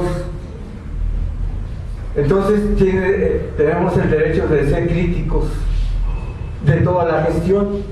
Y voy a hacer una simple opinión. Por ejemplo, del doble piso. Hasta ahorita no se sabe cuánto costó. Que se dijo que iban a ser 12 años, X. Probablemente van a ser más, porque llega otro gobierno y se amplía el término. Decimos que somos mejores que el PRI y hacemos exactamente la misma política. Ese es donde para mí es importante siempre la autocrítica, porque no conozco otro sistema y voy a vivir, si Dios quiere, en menos de 100 años. No me puedo, el ser humano no vive 1000 años, ni 2000, ni 3000 años. Entonces no me puedo hacer utopías de que va a llegar un momento en que el ideal va a ser sano. Aunque no voy a coincidir con de que ya no voy a pensar en la libertad. La libertad es la primera condición para todo, porque usted tiene una idea de lo que es ser sano, y cada ser humano de los que estamos aquí tenemos otra idea, quizá a veces hasta distinta de la de usted. Gracias.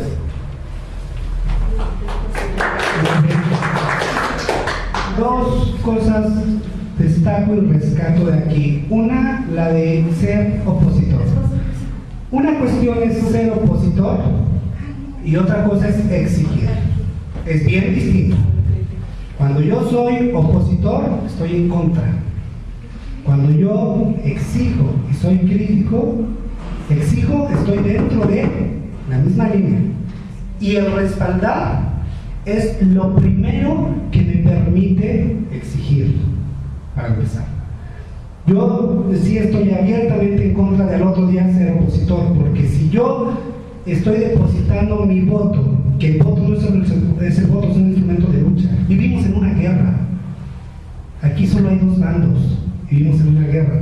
Y el voto es una bala, es un fusil. Entonces, yo no puedo disparar mi fusil para que rebote la bala y me pegue a mí mismo, es decir, se venga contra mí. Entonces yo no puedo ser opositor de lo que apoyo, no puedo ser opositor de mí, porque, ojo, López Obrador, en efecto, es una persona, pero nosotros no seguimos a López Obrador. López Obrador está en el camino que nosotros seguimos. No significa que nosotros seamos seguidores de él. Yo en lo particular no me considero un seguidor de López Obrador. Yo creo en una forma de existir, creo en un sentido. Y ese sentido en el que yo creo, el político más fuerte que camina más o menos en la dirección del sentido que yo creo, es López Obrador. Pero si yo me voy solo en ese sentido hacia algo que no puedo transformar, no sirve absolutamente de nada. Entonces yo no sigo a López Obrador, yo sigo un sentido. Y en ese sentido López Obrador más o menos se acomoda y vamos a tenerle que estar exigiendo, sí, pero también vamos a tener que estarle respaldando. Porque los medios de comunicación se le van a venir encima inmediatamente. Todo el mundo se le va a venir encima inmediatamente. Y si nosotros nos le vamos encima, ¿qué crees que va a pasar con nuestro voto? La basura. Tenemos que respaldarlo y exigirle, sí, pero no podemos estar en contra de él. Ahora, eso es en cuanto al ser opositor. En cuanto a los conceptos de salud, esta cuestión de los conceptos también es una idea muy neoliberal del relativismo conceptual. Como todos sabemos, sobre todo a partir de los 70s, con la llamada del giro, la entrada del llamado giro lingüístico, con el Lyotard, Deleuze, Foucault, Lévi-Strauss y todos estos personajes que dijeron que ya no existían las verdades, que todo era según como se mirara. Y entonces, cuando ya no existe la verdad, ya nada vale, ya nada es cierto. Por eso es muy importante siempre cuestionar todo. Yo creo que sí hay verdades, pero ojo, las verdades tienen periodicidades. Hay verdades que permanecen durante mucho tiempo y hay verdades no que no permanezcan, sino que después de pasado el tiempo sus condiciones de realidad desaparecen. Por ejemplo, el ser humano es un ser humano, esa es una verdad. ¿Por qué es un ser humano? Porque tiene ciertas características. Camina, habla, crea cultura, produce símbolos, esa es una verdad. Ahora, hay verdades que esa verdad va a permanecer hasta que exista el ser humano, ¿correcto? Pero hay verdades que no permanecen así por todo el tiempo, porque entonces podríamos decir, ese ser humano, ese sujeto humano está vestido de negro, y esa es una verdad perecedera, porque hoy está vestido de negro, pero mañana no. Y además, el negro es una cuestión que tiene que ver con una combinación de luz, y lo pongo bajo otra cuestión de luz. Entonces ahí la verdad es, yo lo percibo de negro, pero bajo estas condiciones. Si le cambio las condiciones, cambia el color, pero no es que no haya verdad. Hay verdad, bajo estas condiciones es negro. Si cambio las condiciones, cambia el color. ¿Significa que era mentira que era negro? No, era negro bajo estas condiciones, es verdad, pero es una verdad bajo ciertas condiciones. Y el ser humano es ser humano en cualquier condición. No importa las condiciones que tenga, va a ser siempre ser humano. En cambio, el negro no siempre va a ser negro. El blanco no siempre va a ser blanco, porque si separo todos los colores del blanco, como todos sabemos, el blanco está formado por muchos colores. Curiosamente, el color más puro es uno de los colores más contaminados, porque integra muchos colores. Entonces, el blanco, bajo otras condiciones, ya no es blanco. Y entonces me dicen, es que no es verdad, el blanco no existe. Claro, el blanco existe bajo determinadas condiciones. Esa es una verdad. Entonces, cuando nos dicen, entran todos estos autores y dicen, es que el socialismo es una mentira, es que esto es una mentira, es que entonces ya no hay hombres ni hay mujeres, todo es una mentira, y todo es una mentira, y nada es una verdad, y cada quien tiene su verdad. Esto es algo que entró con el giro lingüístico principal a partir de los 70, pero desde antes, desde principios del siglo XX, con Saussure, ¿no? La neutralidad del lenguaje y todas estas cuestiones, en donde nos vinieron a decir que no existía la verdad. La verdad sí existe. Y entonces, ¿la salud? ¿Qué es la salud? Bueno, la salud es el correcto funcionamiento del organismo. El sistema digestivo está sano cuando está funcionando de manera correcta, cumple con sus funciones. El sistema digestivo se enferma cuando ya no cumple, se atrofia sus funciones.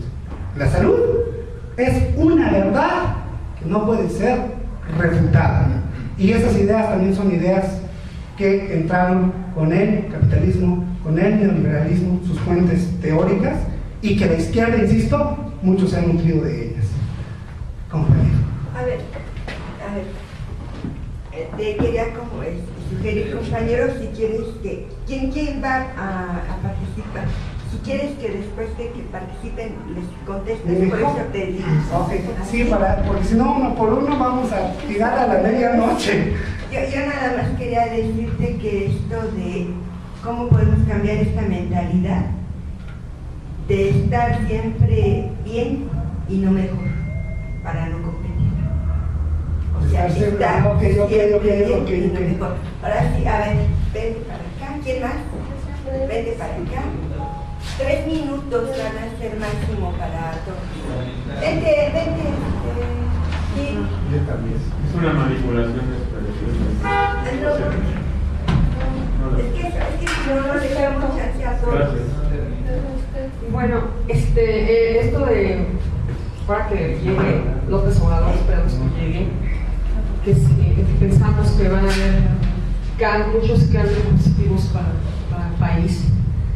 También creo que eso, como dijo hace rato, va a llevar mucho tiempo, pero creo que le puede pasar lo que le pasó a Madero con Zapata, de que Zapata quería que se entregaran las tierras luego, y entonces como no fue posible, y aparte tenía un congreso porfirista en contra, pues mucha gente va a estar muy decepcionada, porque no toda la gente está, pienso yo, siguiendo a López Obrador por los ideales, sino por Obrador mismo, por la persona, ¿no?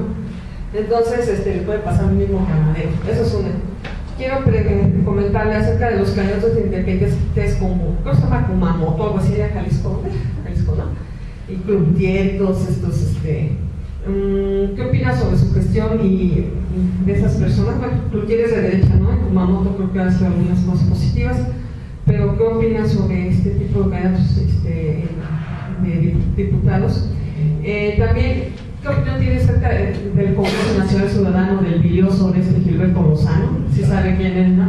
Que dice, y muchos que dicen que ya no quieren los partidos políticos por la corrupción que ha habido en ellos, pero este Congreso Nacional Ciudadano pugna por la desaparición total de los partidos y quiere cheranizar al país. Eso es lo que ha dicho. Y ahora respecto a la corrupción como ya cultural, como quien dice que se está premiando en la sociedad. Algo que yo recuerdo que se le criticó mucho a Peña Nieto cuando habló de que ya era una cultura, ¿no? Pero creo que en algo tenía razón. Pero además tenemos los genes españoles que son los corruptotes de aquellos, pero terribles. De hecho, los españoles son considerados en Alemania y en Europa como la cultura europea más corrupta. ¿Sí? Lo vemos con OHL y con todos estos, ¿no? Y respecto a la libertad, bueno, que nos comenta que es un concepto neoliberal, bueno, yo creo que sí se requiere cierta libertad aun cuando estemos en un régimen socialista, porque, bueno, nadie va a aguantar que los estén espiando todos los ratos como sucede por allá.